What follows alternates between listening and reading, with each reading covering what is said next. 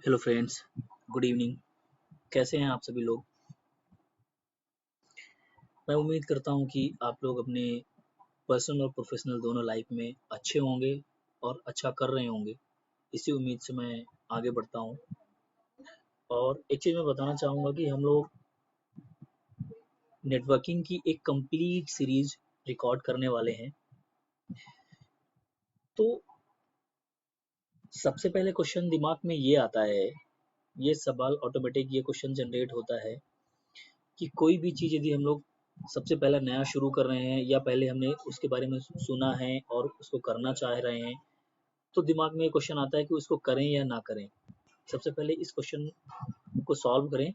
कोई भी चीज़ अपने लाइफ में करने वाले हों और जब आप एकदम श्योर हो जाएं कि हाँ ये मेरे लिए सही है या रियल इंडस्ट्री या रियल सिनारियोज में कहीं ना कहीं इसका यूज मेरे लिए होगा, जो मेरे लिए यूज़फुल रहेगा मेरी पर्सनल या प्रोफेशनल लाइफ को प्रोग्रेसिव करने के लिए, तो उस चीज़ को आप करें। तो जैसा कि मैंने पहले बताया कि यहाँ पे हम लोग बात कर रहे थे नेटवर्किंग का, कि नेटवर्किंग किसको करें या ना करें। तो जो मेरा पर्सनल एक्सपीरियंस है, मैं अपने एक्सपीरियंस से आपको बताना चाहूँगा कि नेटवर्किंग को टेक्निकल और नॉन टेक्निकल दोनों टाइप के पर्सन कर सकते हैं। क्योंकि नेटवर्किंग करने के लिए सबसे इम्पोर्टेंट चीज़ ये है कि हमें किसी भी टाइप की प्री रिक्विसाइट्स की रिक्वायरमेंट नहीं है।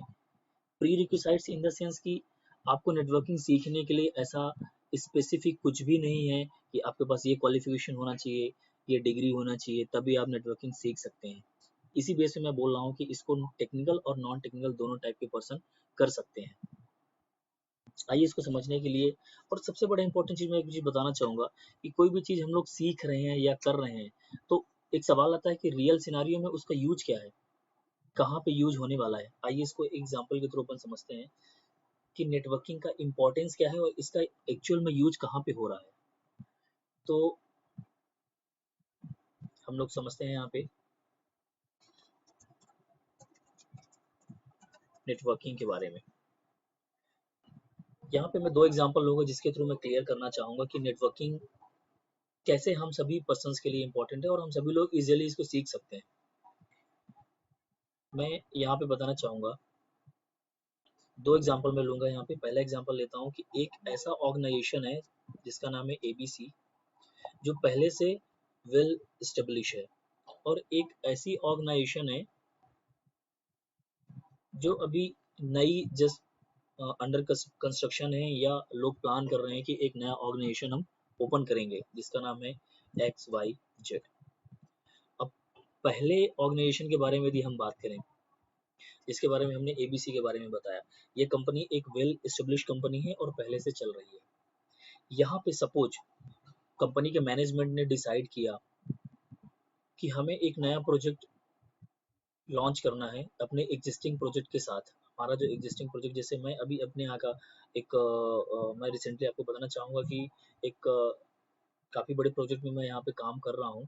तो मैं इसको थोड़ा सा अपने यहाँ का एग्जांपल लेकर आपको एक्सप्लेन करता हूँ। मैं एक सीमेंट इंडस्ट्री में अभी बताना चाहूँगा कि net as a network admin के रोल पे मैं जॉब कर रहा हूँ। इसके पहले मैं पावर इंडस्ट्री पे as a network engineer job कर रहा था। अबाउट मेरा टोटल एक्सपीरियंस 11 टू 12 ईयर का है नेटवर्किंग फील्ड का। तो मैं बताना चाह रहा था बेसिकली कि हमारे यहाँ पे जैसे सीमेंट इंडस्ट्री में मैं अभी जॉब कर रहा हूँ। मैं भी अपने कंपनी का नाम डिस्क्लोज नहीं कर रहा हूँ, बट आपको ब्रीफ कर रहा हूँ कि मैं सीमेंट इंडस्ट्री के बारे में, सीमेंट इंडस्ट्री में मैं अभी वर्किंग में हूँ एज अ नेटवर्क एडमिन के रोल पे। तो यहाँ पे मैं बताना चाह रहा हूँ कि मेरे अभी जस्ट मैनेजमेंट ने डिसाइड किया कि एक हमें नया प्रोजेक्ट साइट पे लगाना है जिसका नाम है, प्रोजेक्ट का मैं नाम बता देता हूँ आपको, ILMS। अब ILMS का फुल फॉर्म होता है इंटीग्रेटेड लॉजिस्टिक मैनेजमेंट सिस्टम। अब ये ILMS है क्या? हमारी कंपनी ने बोला कि हमारे यहाँ पे कंपनी के अंदर जो भी व्हीकल आते हैं, उन व्हीकल के भी हमारे पास कोई ट्रैकिंग नहीं है, कोई रिकॉर्ड नहीं है। व्हीकल यार्ड पे आता है, अंदर प्लांट के अंदर आता है, उसका लोडिंग होता है और मटेरियल लोड करता है, जस्ट लाइक सीमेंट लोड किया और बाहर निकल गया। तो यहाँ पे कंपनी ये चाह रही थी कि हमारे पास ऐसा कोई सिस्टम नहीं है जिससे मुझे पता चल सके कि मेरे पास कितने लोडेड व्हीकल प्लांट के अंदर हैं जो अभी डिस्पैच नहीं हो पा रहे हैं, कितने ऐसे व्हीकल खाली खड़े हुए हैं यार्ड में जिनको लोडिंग में प्रॉब्लम आ रहा है। तो एक नया प्रोजेक्ट यहाँ पे लॉन्च हुआ जिसका नाम था ILMS, जिसका मैं यहाँ पे स्पोक हूँ। स्पोक का मतलब होता है सिंगल पॉइंट ऑफ कांटेक्ट। तो ILMS प्रोजेक्ट करने के लिए जो मुझे यहाँ पे प्री रिक्विसाइट्स मिले या जिन चीज़ों की मुझे तैयारी करनी थी, उसके बारे में मैं आपको थोड़ा सा ब्रीफ कर रहा हूँ। पहली चीज़ तो सबसे पहले एक BOQ रेडी किया जाता है, जिसमें आप डिसाइड करते हैं कि आपको कितने नेटवर्क इक्विपमेंट्स और अदर इक्विपमेंट्स का रिक्वायरमेंट आएगी। आप इस प्रोजेक्ट को लगाने वाले हैं। इस प्रोजेक्ट को करने के लिए आपको नेटवर्क इक्विपमेंट्स क्या क्या लगेंगे, दूसरे इक्विपमेंट्स क्या क्या लगेंगे, देन केबल में अब कई टाइप की केबल आ जाती हैं। कैट 6 का केबल कितना आपको लगेगा, OFC केबल कितना लगेगा, पावर केबल आपको कितना कंज्यूम करोगे। देन थर्ड आता है, फिर ये सारा तो आपका मटेरियल हो गया। अगली चीज आती है, हमने एक BOQ बना लिया, हमने मटेरियल प्रोक्यूर कर लिया, हमारे पास नेटवर्क डिवाइसेस आ गए, हमको जो अदर इक्विपमेंट्स लगने थे, सारी केबलिंग्स हमने मंगा ली, जो भी मटेरियल लगना था हमारे पास आके स्टोर में स्टॉक हो गया। अभी उस मटेरियल को हम स्टोर से इशू कराएंगे और अपना साइट पे इंस्टॉलेशन शुरू करेंगे। तो इंस्टॉलेशन के लिए जो सर्विस पार्ट होता है वो तीसरे नंबर पे आता है। इसके बाद जो मेन चीज़ है, जो बैकग्राउंड में जो चीज़ें चलने वाली हैं, सपोज हमने यहाँ पे इक्विपमेंट इंस्टॉल कर दिए, केबलिंग कर दिए, सारी चीज़ें वेल एस्टेब्लिश हो गई, व्हीकल्स अंदर आ रहे हैं, व्हीकल की ट्रैकिंग भी हो रही है, बट उसका रिकॉर्ड जो एट अ टाइम रिकॉर्ड होके जा रहा है वो कहाँ जा रहा है, सर्वर में। सर्वर के लिए हमें क्या करना पड़ रहा है, यहाँ पे एक हमने छोटा सा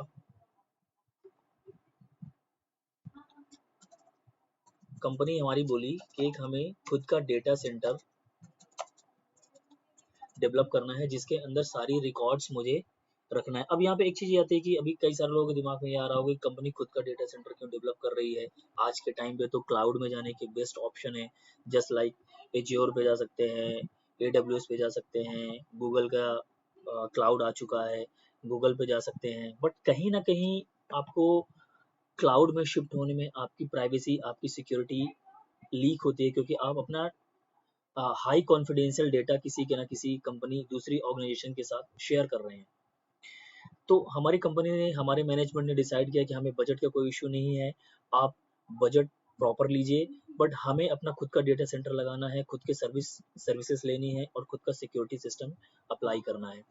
तो डेटा सेंटर बनाने के लिए अभी हमें क्या क्या लगा, हमने एक छोटा सा बिल्डिंग, हमारा जो CCR बिल्डिंग है वहाँ पे हमने एक छोटा सा ऑफिस डिजाइन करवाया, जो इस पर्टिकुलर प्रोजेक्ट के लिए डेटा सेंटर डेवलप करने के लिए हमने वहाँ पे electricity, cooling system, power system, power के साथ UPS सिस्टम डेवलप किया कि पावर हमारा कभी ऑल ऑफ सडन कट होता है तो हमें बैकअप सिस्टम क्या रखना है। अभी UPS के साथ भी दूसरे UPS, दो दो तीन तीन UPS का बैकअप हम लोग करके चलते हैं, उसको बोलते हैं NPS करके टेक्नोलॉजी होती है। जब हमें जो UPS के बीच में 2 या 3 UPS जब आप आपस में कनेक्ट करके रखते हैं तो उनके बीच में भी पावर स्विचिंग आपको मिलती है। मीन्स आप सपोज एक प्रोजेक्ट के लिए 2 UPS लगा के रखे हैं, सडनली आपका एक UPS फेल होता है तो दूसरे UPS से आपको पावर सप्लाई मिलती रहेगी। तो इस टाइप की कई चीज़ें हमने यहाँ पे डेवलप की। देन यहाँ पे फिर सबसे इम्पोर्टेंट चीज़ आती है, नेटवर्क इक्विपमेंट हमने यहाँ पे इंस्टॉल किए, जस्ट लाइक कि मैं आपको यहाँ बताना चाह रहा हूँ इस पर्टिकुलर प्रोजेक्ट के लिए यहाँ पे हमने स्विचेस इंस्टॉल किए, देन राउटर भी लगाया, सिक्योरिटी को इन्हांस करने के लिए हमने फायरवॉल भी इंस्टॉल किया सेपरेट। ये तो जस्ट हो गए हमारा, अभी डेटा सेंटर की मैं बात कर रहा हूँ।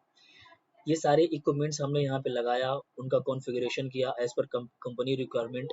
फिर इसी से मैं आपको बताना चाह रहा हूँ कि जो साइट पे हमने इक्विपमेंट इंस्टॉल किए, अभी साइट पे जैसे हमारा प्लांट की मैं बात करूँ तो हमने सपोज कि 15 लोकेशन ऐसी हैं जहाँ पे हमने 15 या 20-30 कुछ भी ले लें, लोकेशन तो मेरे पास काफ़ी ज़्यादा है, मैं जस्ट फॉर एग्जांपल मैं बोल रहा हूँ कि 20 लोकेशन ऐसी है मेरे पास जहाँ पे हमने camera, reader, boom barrier, traffic light, इस टाइप की इक्विपमेंट्स को हमने इंस्टॉल किया। ये सारे इक्विपमेंट भी नेटवर्क और IP बेस्ड है। ये सारे IP बेस्ड इक्विपमेंट है, इनके लिए भी मुझे नेटवर्किंग करनी पड़ी। तो जाहिर सी बात है कि मैंने अपने डेटा सेंटर से, यहाँ से स्विचेज से पूरी फाइबर ऑप्टिक्स केबल पूरे प्लांट एरिया में मैंने फाइबर दिया। फाइबर लेइंग करने के बाद उसका टर्मिनेशन, वहाँ पे स्विचेज का इंस्टॉलेशन, उनका कॉन्फ़िगरेशन, ये सारी चीज़ें डेवलप की। फिर एक फाइबर सपोज हमने इस एरिया से कनेक्ट कर दिया, कभी मेरा ये फाइबर ऐसा हुआ कि ये मेरा फाइबर कट हो गया तो मेरा ये लोकेशन डाउन हो जाएगा। उसके लिए हम लोगों ने क्या प्लान किया, एक लोकेशन को हम लोगों ने दूसरा एक रिडंडेंट पाथ दूसरे साइड से एक फाइबर ऑप्टिक केबल के थ्रू कनेक्शन दिया। तीसरा ऑप्शन हम लोगों ने एक और रखा, सपोज मेरा ये दूसरा फाइबर भी मेरा ब्रेक हो जाता है, ये फाइबर भी हम लोग अच्छे से नहीं चला पाए और ये फाइबर भी हमारा सपोज हो गया ब्रेक। अभी हम ऐसे समझ लेते हैं कि ये फाइबर मेरा हो गया ब्रेक। तो हम लोगों ने क्या किया, रियल टाइम पे रियल रिकॉर्ड कैप्चर करने के लिए हमें नेटवर्क का जो अप टाइम है 24/7 देना है। तो हमने रिडंडेंट फाइबर पाथ भी लिए। दूसरा, हम लोग यहाँ पे एक RF सॉल्यूशन पे गए। हम लोगों ने क्या किया, यहाँ पे RF का भी सॉल्यूशन लिया, रेडियो फ्रिक्वेंसी, और जो हमने RF यहाँ पे इंस्टॉल किए वो 0.2 मल्टी पॉइंट टाइप के फाइबर RF हमने यहाँ पे इंस्टॉल किए। हमारे जिस इसको हमने पॉइंट टू मल्टी पॉइंट क्यों डिसाइड किया, सभी सीमेंट इंडस्ट्री में एक हाइट की एक बिल्डिंग होती है जो 200-300 मीटर की हाइट की एक बिल्डिंग होती है जिसको प्री हीटर बोलते हैं। जो हमारा रॉ मटेरियल आता है पहले प्री हीटर में आता है, फिर वहां से वो आगे सीमेंट बनने के लिए प्रोसेस हो जाता है। तो एक हाइट की बिल्डिंग होती है। तो हमने क्या किया कि point two multi point RF में क्या होता है कि कुछ डिवाइसेस ऐसे होते हैं जो आपके ट्रांसमीटर कहलाते हैं, जिनको आप स्टेशन बोलते हैं, जिनको आप सेक्टर बोलते हैं। तो हमने क्या किया कि जो हाइट वाली बिल्डिंग थी वहाँ हाइट में हमने 4 डायरेक्शन में 4 ट्रांसमीटर या स्टेशन या सेक्टर आप कुछ भी कह लें उसको इंस्टॉल किए। जैसे और एक जो सेक्टर है उसका जो एरिया है, जो एरियल, जो हमें एरियल डिस्टेंस में कवर करता है, जो एरियल डिस्टेंस जो ये कवर करता है ये है 120 डिग्री। 120 डिग्री का एक सेक्टर या एक स्टेशन आपका कवर करता है। तो हमने क्या किया कि चारों डायरेक्शन में 4 मल्टी पॉइंट स्टेशन इंस्टॉल किए और अपने पूरे प्लांट एरिया को हमने एक वाईफाई जोन यहाँ पर रेडी कर दिया।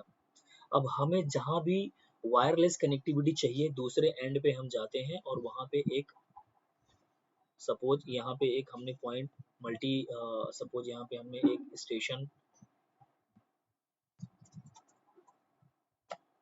लगाया। दूसरे एंड पे जहाँ भी हमें सपोज हमारे ये छोटे छोटे लोकेशंस हैं जहाँ पे हमने RF इंस्टॉल किया, सॉरी फाइबर के थ्रू हम कनेक्टिविटी देख रखे हैं और हमको RF के थ्रू भी कनेक्टिविटी चाहिए। तो यहाँ पे हम एक्सेस पॉइंट इंस्टॉल कर रहे हैं।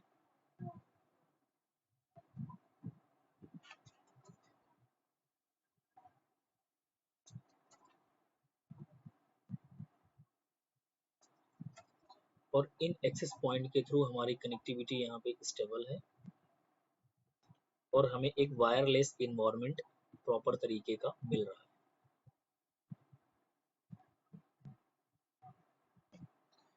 तो ये एग्जांपल लेने का मेरा बताने का रीज़न ये था कि एक छोटा सा प्रोजेक्ट डेवलप करने के लिए आपको नेटवर्किंग फील्ड में कितनी टाइप की चीज़ें डेवलप करनी पड़ी। आपने एक पूरा डेटा सेंटर लगाया, वहाँ पे आपने पूरे नेटवर्क इक्विपमेंट्स इंस्टॉल किए, उनका कॉन्फ़िगरेशन किया, फिर साइट में आपने पूरे इक्विपमेंट्स इंस्टॉलेशन की, उनका कॉन्फ़िगरेशन किया, फाइबर की लेइंग करवाई, फाइबर का टर्मिनेशन करवाया। इसके बाद फिर आपने एक वायरलेस हमने एक वायरलेस एनवायरनमेंट भी पूरा क्रिएट किया। तो इतनी सारी एक्टिविटी करने के लिए अकेला मैं ये सारा कुछ नहीं कर रहा हूँ, ये सारी प्लानिंग मैं करता हूँ। जहाँ पे हमारे इंजीनियर्स स्टक होते हैं वहाँ पे मैं उनको सॉल्यूशन देता हूँ कि आपको ये कॉन्फ़िगरेशन इस टाइप से करना है और इस कॉन्फ़िगरेशन को लेके आप चलेंगे तो नेक्स्ट फ्यूचर एस्पेक्ट से आपके लिए बेटर रहेगा, आप बेटर ट्रबल शूट कर पाएंगे कहीं कोई प्रॉब्लम आएगी तो ये तो हो गया एक एग्जिस्टिंग ऑर्गेनाइजेशन के साथ एक नया प्रोजेक्ट आता है तब की बात मैं कर रहा हूँ। दूसरा हम लोग एग्जांपल यहाँ पे लिए थे एक ऐसे ऑर्गेनाइजेशन का जो नया डेवलप हो रहा है। जब कोई ऑर्गेनाइजेशन नया डेवलप होता है तो यहाँ पे इससे जस्ट 2 to 3 टाइम्स नई चीजें आती हैं। आप यूजर्स के लिए प्रॉपर वैसे डेटा सेंटर बनाएंगे, ओएफसी की कनेक्टिविटीज लेंगे, लोकल लाइन डेवलप करेंगे, वाईफाई जोन बनाएंगे। इसके अलावा आप आईएसपी की सर्विसेज लेंगे, इंटरनेट की सर्विसेज लेंगे, क्योंकि इंटरनेट के बिना तो आपका काम होना नहीं है। आप लोकल लाइन क्रिएट कर लेंगे, एक लाइन में आपका कम्युनिकेशन हो जाएगा, बट आपके डेटा को ट्रबल करके जब भी बाहर जाना हो, जस्ट लाइक एक इंटरनेट एक्सेस करने के लिए या साइट टू साइट कनेक्टिविटी के लिए, तो इन सभी चीज़ों के लिए आपको आईएसपीज की जरूरत पड़ेगी। तो इंटरनेट सर्विस प्रोवाइडर के पास हम जाते हैं, आईएसपीज लेते हैं, उनका टर्मिनेशन, उनका कॉन्फ़िगरेशन, उनकी डेटा सिक्योरिटी के लिए उनका फायरवॉल राउटर्स इंस्टॉलेशन, ये सारी चीज़ें करनी पड़ती हैं। तो ये था एक जस्ट एक छोटे एग्जांपल के थ्रू, एक या दो एग्जांपल के थ्रू मैं आपको बताना चाह रहा था कि इतनी सारी एक्टिविटीज करने के लिए आपको मैन पावर लगती है और ये सारा एक्टिविटीज आपको करनी पड़ती है वहाँ पे। अगला सवाल मेरे हिसाब से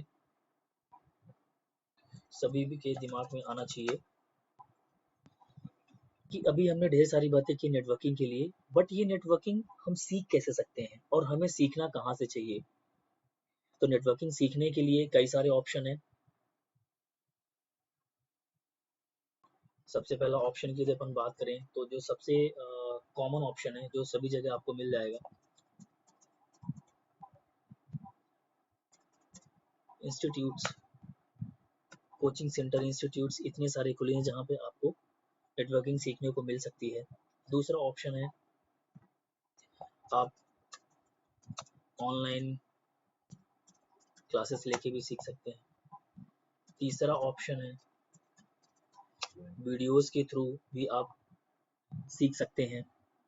तीसरा ऑप्शन है चौथा ऑप्शन है ऐसे कई सारी ऑर्गेनाइजेशन है जो आपको ऑनलाइन क्लासेस देती हैं। ये जस्ट उसी तरह का वो जैसे ऑनलाइन क्लासेस हैं। तो मेनली 3 ऑप्शन है हमारे पास, जो कि इंस्टीट्यूट से भी हम सीख सकते हैं, ऑनलाइन क्लासेस लेके भी सीख सकते हैं और वीडियोस के थ्रू भी सीख सकते हैं। तो मेरा जो पर्सनल एक्सपीरियंस रहा है इसमें से स्टार्टिंग के जो 2 ऑप्शन है, इंस्टीट्यूट और ऑनलाइन क्लासेस, इन 2 चीज़ों पे यदि आप जाते हैं तो कुछ चीज़ों की लिमिटेशन है। जैसे कि सबसे पहला चीज़, ये कॉस्ट वाइज हमेशा महंगे पड़ते हैं, इसमें आपको ज़्यादा कॉस्ट लगानी पड़ती है यहाँ से यदि आप सीखना चाहते हैं। दूसरी सबसे इम्पोर्टेंट चीज़, यदि कोई पर्सन ऐसा है जो कि जॉब में है और एक पर्सन ऐसा है जो कि जॉब में नहीं है, वो तो अपना टाइम शेड्यूल इंस्टीट्यूट या ऑनलाइन क्लासेस के हिसाब से एडजस्ट करके सीख सकता है। बट एक पर्सन ऐसा है जो ऑलरेडी वर्किंग में है, उनको सीखने के लिए आपको उनके हिसाब से इंस्टीट्यूट या ऑनलाइन क्लासेस के हिसाब से टाइम शेड्यूल एडजस्ट करने में काफ़ी प्रॉब्लम होती है। और यदि कोई पर्सन वीडियो के थ्रू सीखना चाह रहा है तो ये एकदम वेरिएबल होता है। आप कभी भी जब भी आपके पास फ्री टाइम है, आपने अपना लेक्चर ओपन किया और उसको देखा और उसका लैब परफॉर्म किया, उसका थ्योरेटिकल पार्ट आपने कंप्लीट किया, तो ये सारी चीज़ें, तो मेरे हिसाब से जो बेस्ट ऑप्शन है वो है वीडियो का। आप वीडियो लीजिए, वीडियो लेने के बाद उसको आप प्रॉपर स्टडी करें। और यहाँ पे एक और सबसे अच्छा जो मुझे एडवांटेज लगा वीडियो के लिए, यदि भी आप वीडियो से सीखते हैं तो आप यहाँ पे सेम चीज़ को कई बार रिवाइज या रिपीट करके भी देख सकते हैं, जबकि इंस्टीट्यूट या ऑनलाइन क्लासेस के लिए फिर से आपको उतना टाइम देना पड़ेगा। तो वो एक फ्लेक्सिबिलिटी भी आपको यहाँ पे मिलती है यदि आप वीडियो से कोई भी चीज़ लर्न करते हैं। अब इसके बाद अगला सवाल ये आता है कि ये 3 ऑप्शन तो हैं जिसमें से बेस्ट ऑप्शन हमें जो लग रहा है वो वीडियो लग रहा है। तो वीडियो के थ्रू तो हम सीखेंगे ही, बट सबसे जो इम्पोर्टेंट चीज़ है कि कोर्स कंटेंट किसका फॉलो करें।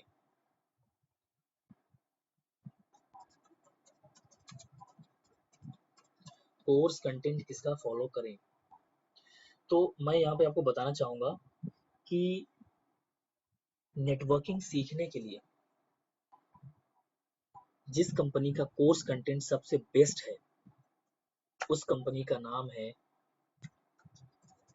सिस्को। वैसे तो मार्केट में बाकी भी काफ़ी सारी कंपनीज हैं, जस्ट लाइक मैं बताना चाहूँगा Arista, VMware, Nvidia, Dell, Juniper, Aruba, इस टाइप की बहुत सारी कंपनियां हैं जो नेटवर्किंग के हार्डवेयर्स बनाती हैं और बेचती हैं, बट सिस्को एक सिंगल ऐसी कंपनी है जो आपको कोर्स कंटेंट भी प्रोवाइड करा रही है और हार्डवेयर भी बना के आपको मार्केट में सेल करती है। Cisco mainly hardware, software, telecommunication इस टाइप के सेक्टर्स में काम करती है और अपने प्रोडक्ट्स को मार्केट में सेल आउट करती है। सिस्को यूएसए की एक multinational, world wide multinational organisation है, काफ़ी फेमस ऑर्गेनाइजेशन है। प्रोबेबली सभी टेक्निकल और नॉन टेक्निकल पर्सन जो भी हैं वो सिस्को के बारे में जानते होंगे। इसके बाद आगे हम लोग चलते हैं और आगे इसमें कुछ इन्फॉर्मेशन मैं आपको और बताना चाहूँगा। जैसे मैंने बताया कि सिस्को का जो कोर्स कंटेंट है वो नेटवर्किंग सीखने के लिए सबसे बेस्ट ऑप्शन है। अब नेटवर्किंग में कई सारे टाइप्स भी हैं कि आपको किस टाइप की नेटवर्किंग सीखना है। सबसे पहला नेटवर्किंग की जो यदि मैं टाइप की बात करूं तो इसका स्पेसिफिक एक कोर्स है जिसका नाम है सी, जस्ट अ मिनट,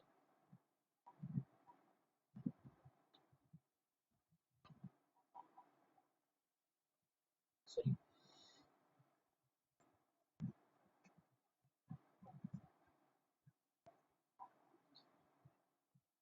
इसका कोर्स का नाम है CCNA। CCNA का फुल फॉर्म है Cisco certified network associate. Cisco का सबसे पॉपुलर, सबसे कॉमन जो कोर्स कंटेंट है, जो सर्टिफिकेशन कंटेंट है, उसका नाम है CCNA, Cisco certified network associate. अब CCNA करने के लिए किसी भी टाइप की कोई प्री रिक्विसाइट्स की जरूरत नहीं है। एक चीज और बताना चाहूंगा कि CCNA का सर्टिफिकेशन भी करना कोई कंपलसरी नहीं है। यदि आप जस्ट नॉलेज गेन करने के लिए या सीखना चाहते हैं तो CCNA का सर्टिफिकेशन कोई आपके लिए कंपलसरी नहीं है। और ऐसे पर्सन जो कि CCNA सीखने के बाद ये चाह रहे हैं कि हमें नेटवर्किंग फील्ड में एक अच्छी जॉब की अपॉर्चुनिटी मिले, तो उनके लिए सर्टिफिकेशन कंपलसरी हो जाता है, क्योंकि जब आप CCNA कर लेते हैं तो आप सिस्को से सर्टिफाइड हो जाते हैं कि आपने नेटवर्किंग सीखा है और आपने नेटवर्किंग के बारे में आपको नॉलेज है। तो उस हिसाब से सर्टिफिकेशन का इम्पोर्टेंस एक ऐसे पर्सन के लिए जो नेटवर्किंग या IT इंडस्ट्री में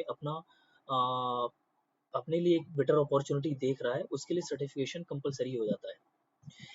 तो CCNA एक ऐसा सर्टिफिकेशन है जो आपको IT इंडस्ट्री में एंटर करने के लिए एक वर्चुअल गेटवे देता है, क्योंकि इसके बाद आपके यहाँ से नेटवर्किंग आपकी शुरू होती है। इसके बाद इसके एडवांस लेवल के सर्टिफिकेशन होते हैं, जस्ट लाइक CCNP, CCIE। तो CCNA एक ऐसा कोर्स कंटेंट है जिसमें आपको बेसिक नेटवर्किंग से लेकर के एडवांस लेवल तक की चीज़ें आपको यहाँ पे एक्सप्लेन की जाती हैं। फिर जब आप CCNP और CCIE करते हैं, उसी कोर्स कंटेंट का एक एडवांस लेवल जस्ट रीड करते हैं। तो इसीलिए CCNA को मैं नेटवर्किंग इंडस्ट्री में या IT इंडस्ट्री में एंटर होने के लिए एक वर्चुअल गेटवे है, मैं ये हमेशा बोलता हूँ।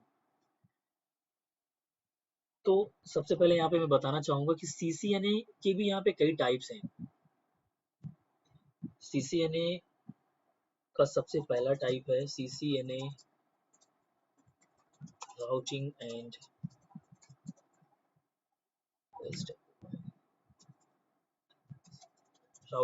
स्विचिंग। नेक्स्ट टाइप है CCNA सिक्योरिटी। नेक्स्ट टाइप है CCNA वॉइस। नेक्स्ट टाइप है CCNA वीडियो। नेक्स्ट टाइप है CCNA वायरलेस। नेक्स्ट टाइप है CCNA oops। नेक्स्ट टाइप है CCNA data centre, just a minute, data centre.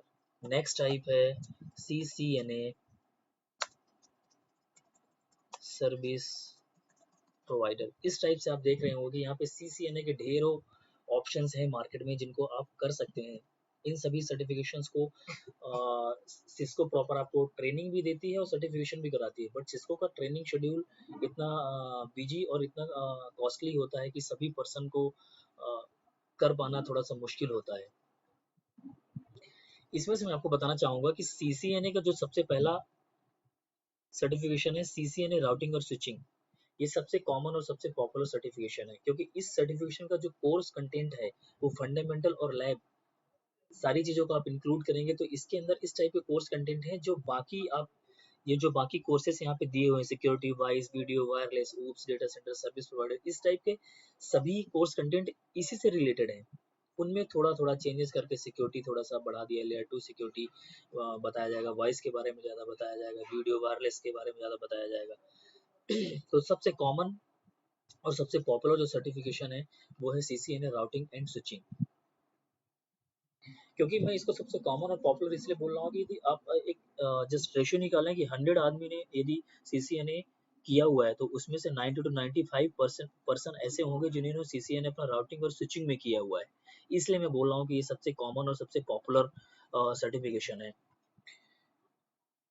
पहले ये सारे course content को करने के लिए एक सर्टिफिकेशन कि जैसे अभी हमने बताया कि CCNA के टाइप हो गए इनका, बट टेक्निकल लैंग्वेज में जब आप सर्टिफिकेशन के लिए जाते हैं तो इनका एक प्रॉपर पेपर कोड होता था कि CCNA राउटिंग और स्विचिंग करना है तो इसका पेपर कोड ये है।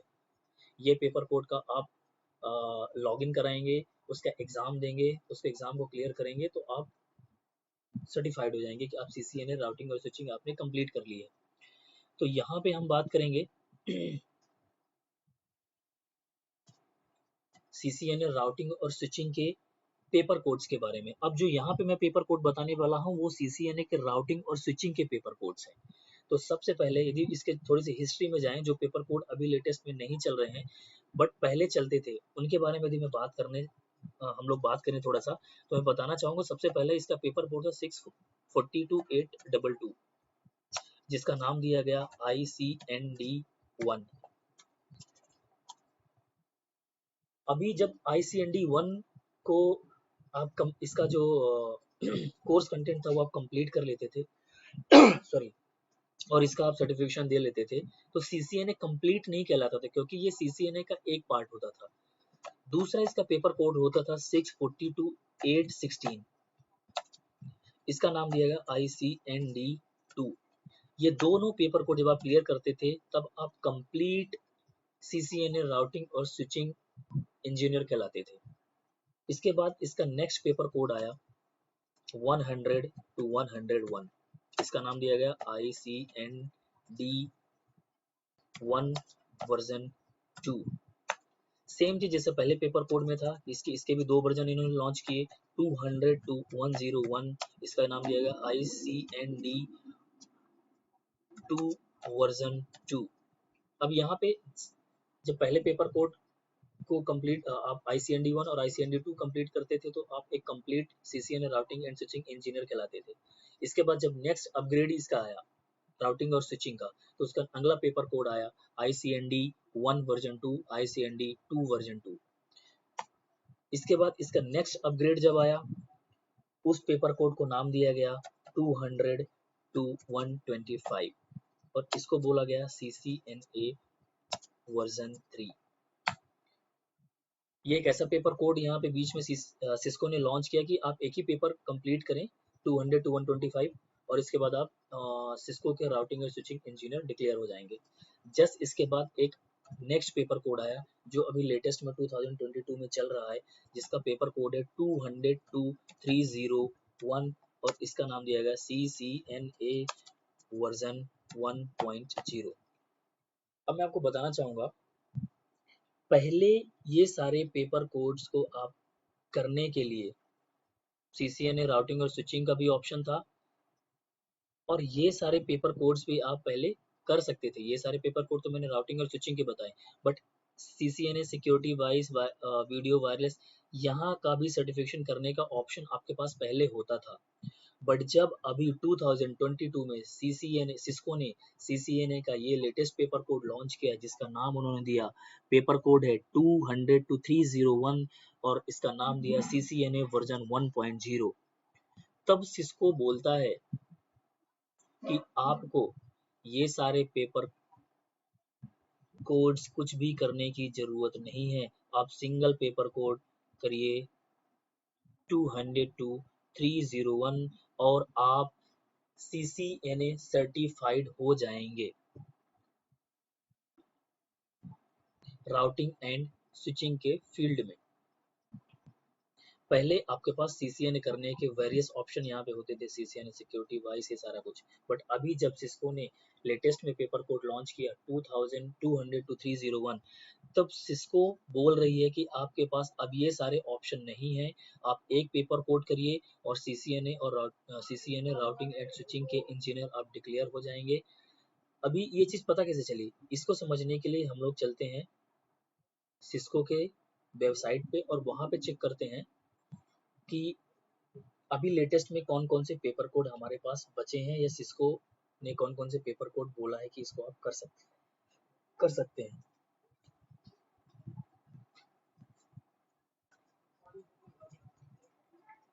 तो हम लोग यहाँ पे देखते हैं सिस्को के पेपर कोड के बारे में। इसका एक वेबसाइट है, मैं आपको बताना चाहूँगा, इसको मैं बुकमार्क पे डाल के रखा हूँ, आपको दिखा दूंगा, आपके साथ में शेयर भी कर दूंगा। इस साइट पे अब लॉगिन होके सिस्को के जो भी लेटेस्ट सर्टिफिकेशन होंगे उनको आप चेक कर सकते हैं कि सिस्को ने अभी लेटेस्ट में कौन सा सर्टिफिकेशन लॉन्च किया है या CCNA का कोई अपग्रेड दिया है, इस टाइप की सारी इन्फॉर्मेशन आपको यहाँ पे मिल जाएगी। तो हम यहाँ पे चलते हैं सर्टिफिकेशन में जाने के बाद जस्ट ए मिनट, ये ओपन होने में थोड़ा सा टाइम ले रहा है। यहाँ पे आएंगे, CCNA में क्लिक करेंगे तो CCNA के कौन कौन से पेपर कोड्स अभी चल रहे हैं वो आपको यहाँ पे दिख जाएंगे। ये आप यहाँ पे भी देख पा रहे होंगे, जैसे ही मैंने सर्टिफिकेशन में जाके CCNA में क्लिक किया तो यहाँ पे एक सिंगल पेपर कोड मिल रहा है 200 to 301। इसका एग्जाम देने के लिए आपको 120 मिनट का एक पेपर क्लियर करना पड़ेगा, जिसमें आप एग्जाम के टॉपिक्स यहाँ से देख सकते हैं कि आपके एग्जाम में क्या क्या चीज़ें पूछी जाएंगी और किस कंटेंट से कितने परसेंट आपसे क्वेरी होगी, वो आप यहाँ से देख सकते हैं। नेटवर्क फंडामेंटल से आपसे 20% क्वेरी की जाएगी, नेटवर्क एक्सेस से 20%, IP कनेक्टिविटी से 25%, IP सर्विसेज से 10%, सिक्योरिटी फंडामेंटल से 15%, ऑटोमेशन एंड प्रोग्रामेबिलिटी से 10%। तो इस तरह ये सारा कुछ मिला के 100% आपका एग्जाम हो जाता है।